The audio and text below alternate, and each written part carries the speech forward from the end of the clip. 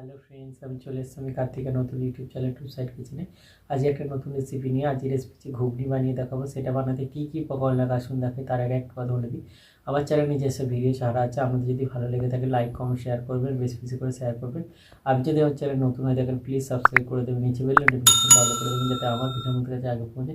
তাই চলুন ঘুগনি বানাতে কী কী উপকরণ লাগে আসুন দেখাই।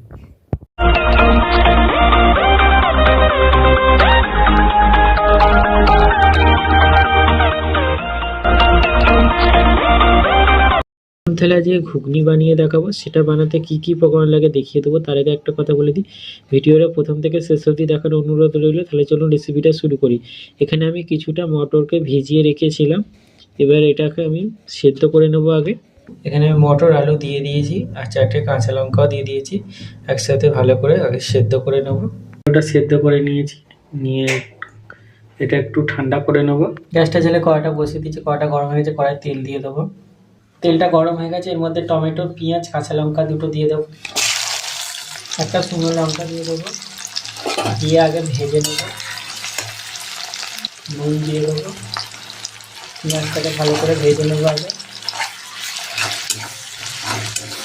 পেঁয়াজটা ভেজে নিয়েছি, এবার আদা রসুনের পেস্টটা দিয়ে দেবো। আদা রসুনের পেস্টটা দিয়ে দিয়েছি, ভালো করে ভেজে নেবো। আদা রসুনটা দিয়ে ভেজে নিয়েছি, এবার লঙ্কা, হলুদ, জিরে, ধনে জল দিয়ে গুলে রেখেছি দিয়ে দেবো।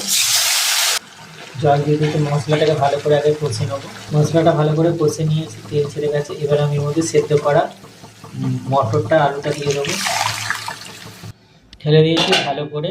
এবার এটাকে ফুটিয়ে আরেকটু আলুটা কড়াইটা সেদ্ধ করে নেবো। আমার ঘুগনির রেসিপিটা হয়ে গেছে, এটা নামিয়ে নেবো। দেখুন আমার ঘুগনি রেসিপিটা হয়ে গেছে।